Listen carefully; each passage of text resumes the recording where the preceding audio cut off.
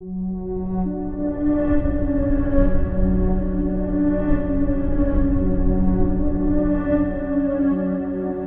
Johnson family was in high spirits. It was a warm summer afternoon, and they had planned a weekend picnic at Maplewood Forest, a place known for its breathtaking beauty and tranquil ambience. It was supposed to be a day of laughter, bonding, and making memories, but little did they know, this picnic would turn into their worst nightmare. Mark and Lisa Johnson, along with their two children, Emma and Noah, arrived at the forest's entrance. The towering trees swayed in the gentle breeze, their rustling leaves whispering secrets of the past. Excited, the family set out toward a scenic clearing near the lake, spreading out their picnic blanket. "Lisa, this is perfect. The air is so fresh." "Mark, let's enjoy it. No phones, no work, just us." "Emma, can we play by the water?" "Noah, race you there." As Lisa was unpacking the food, an elderly man, gaunt and weary, emerged from the shadows of the trees. His voice was barely above a whisper as he spoke. "Old man, you shouldn't be here, they don't like visitors." "Lisa, excuse me. Who doesn't like visitors?" "Old man, the ones who never left." Mark chuckled nervously, assuming the man was just a local eccentric. He tried to brush it off, but something about the old man's eyes, hollow, sunken, sent an unexpected shiver down his spine. As the afternoon unfolded, strange occurrences began to disrupt the family's peace. Emma swore she saw a dark silhouette lurking among the trees. Noah claimed to hear whispers that weren't there. Lisa felt an unsettling chill, despite the warm air. "Lisa, Mark, did you hear that?" "Mark, hear what?" "Honey, you're just letting that old man get to you." But Lisa wasn't convinced. "Emma, Mom, the shadows are moving." The wind picked up, carrying faint laughter, children's laughter, distant yet chilling. The rustling leaves sounded like whispers, conspiring among themselves. Then, in the blink of an eye, Noah was gone. One moment, he was playing near the lake, and the next, he had vanished without a trace. Panic-stricken, Mark and Lisa searched desperately, calling out his name. The forest, once inviting, now seemed endless and sinister. "Lisa, Noah. Where are you?" "Mark, he was just here. I swear he was just here." "Emma, Mom, I saw him go into the trees, but I think someone was with him."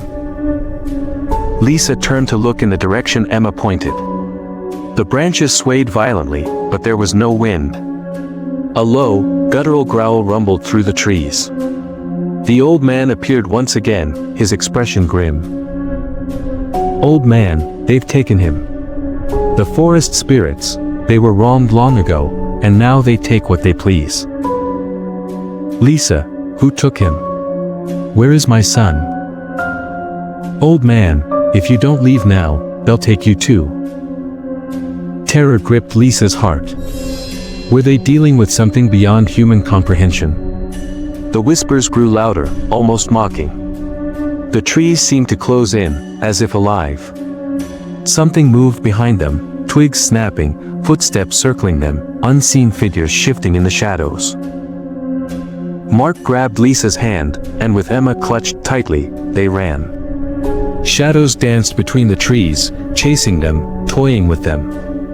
Every breath was laced with terror. The branches clawed at them, and strange, elongated fingers seemed to stretch from the darkness. "Emma, Mom, it's Noah. I see him." They halted. Standing in the clearing was Noah, but something was wrong. His head tilted unnaturally to the side. His once bright eyes were now black voids. He raised his hand, waving eerily. "Old man, he's one of them now." "Lisa, no. Noah. Come back to me." But Noah simply smiled, and vanished into the darkness. A shrill giggle echoed around them. "Mark, we have to leave. Now." They sprinted back toward the car, but the path they came from was no longer there. Instead, the trees twisted and turned into a labyrinth, trapping them. The air grew thick, almost suffocating. "Lisa, this isn't real. This can't be real." A whisper, right behind Lisa's ear, "Stay with us, forever." She spun around, but there was nothing. Only shadows stretching toward them. Then, a shape loomed in front of them, tall, inhuman, its face obscured by darkness. Hands reached out, skeletal and grasping. Mark yanked Lisa forward, and the family tore through the undergrowth. The whispers turned to screams. Just as Lisa felt the cold grasp of fingers around her wrist, the headlights of their car came into view. The moment they crossed the forest line, silence fell. The eerie atmosphere dissipated as if it had never been there. They didn't speak on the way home, their minds racing, their bodies trembling. But as they reached home, something felt off. "Emma, Mom, look." Lisa turned pale. There, on the living room wall, were muddy footprints. Small, childlike footprints, leading into Noah's bedroom. "Lisa, Mark, he followed us home." A slow creak echoed from the hallway. Then, from the shadows of the room. "Noah, Mommy. I'm home."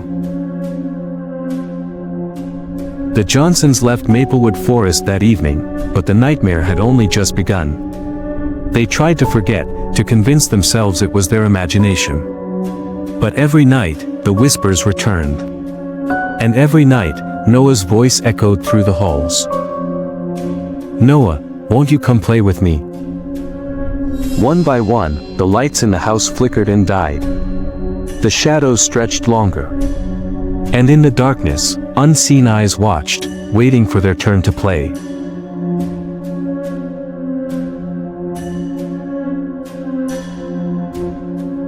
Some secrets are never meant to be solved. Some places hold such dark truths that those who venture there never return. This is the story of the Dyatlov Pass incident, a true event that remains a terrifying mystery to this day. It was the year 1959 when 10 experienced hikers set out on an expedition in the Ural Mountains of Soviet Russia. They were young, skilled, and enthusiastic. But only one would return. Led by Igor Dyatlov, the group braved extreme cold and deep snowstorms, but they were fully prepared. On January 28, one member, Yuri Yudin, fell ill and was forced to turn back. He was the only one who survived. The rest of the group continued their journey. On February 1st, they set up camp at the base of Kolotsyakal, which means Dead Mountain. They had no idea this would be their last night. Weeks passed with no contact from them. Families grew anxious, and authorities sent search teams. When their camp was discovered, the sight was horrifying. The tent was torn open from the inside, as if the hikers had tried to escape in a hurry. Their footprints led away, barefoot in the snow, despite the deadly cold. What were they running from? Their bodies were found scattered, some half buried in the snow. 2 had fractured skulls, 2 had crushed ribs, and 1 was missing her tongue and eyes. Yet, there were no external wounds. It was as if some unseen force had killed them. What happened that night? Scientists and conspiracy theorists have debated for decades. Some believe it was an avalanche. Others link it to military experiments, secret weapons, or even extraterrestrials. And then, there is the most chilling theory, the supernatural. Some say the hikers saw something they were never meant to see. Something that chased them down the mountain and killed them in a way science cannot explain. Soviet authorities quickly closed the case, stating that the hikers died due to an unknown compelling force. But what kind of force crushes bones without external injuries? What force removes tongues and eyes? Before his death, Eerie said he often wondered what had happened to his friends.